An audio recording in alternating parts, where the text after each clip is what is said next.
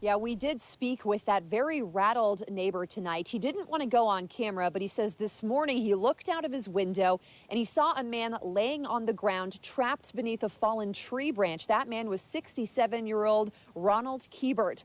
Now, the neighbor called 911. He then ran outside and performed CPR on Kiebert until an ambulance arrived. Now, also tonight, we spoke with the victim's family and a friend who says all of this feels like a nightmare.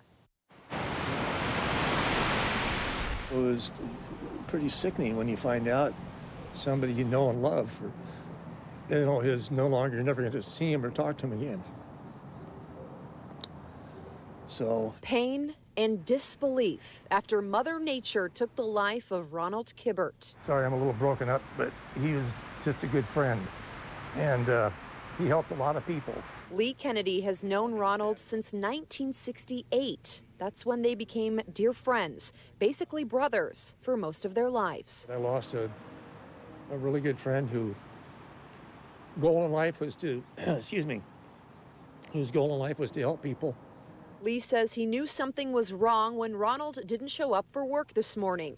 So he came here to Ronald's home. I was just looking for my friend, thinking maybe he had fallen down and was injured and unconscious, and I could find him and call for help, not knowing that he'd already had been taken by ambulance to the hospital and passed away. Ronald's daughter also came to the house looking for her dad. That's when a deputy pulled into the driveway. He asked if the man they were searching for had any markings or tattoos. And she said, yeah, of a flower. And he said, was it a rose? And she said, yes. And she knew something had happened to him. She immediately started, crying, Dad's dead, my dad's dead, And all we could do is go and hug her, and, and you can't say it's going to be all right. It's not, the pain and grieving is still going to be coming. Deputies say a neighbor living right next to Ronald's property found him unconscious under a tree limb. One of these neighbors looked out and saw him laying on the ground. How long he'd been there, I don't know. He was probably looking at downed limbs from the wind. But the family is still trying to make sense of it all. They're not sure why Ronald was way down the hill in the first place. We're left in the open as to what really happened to her father and my friend.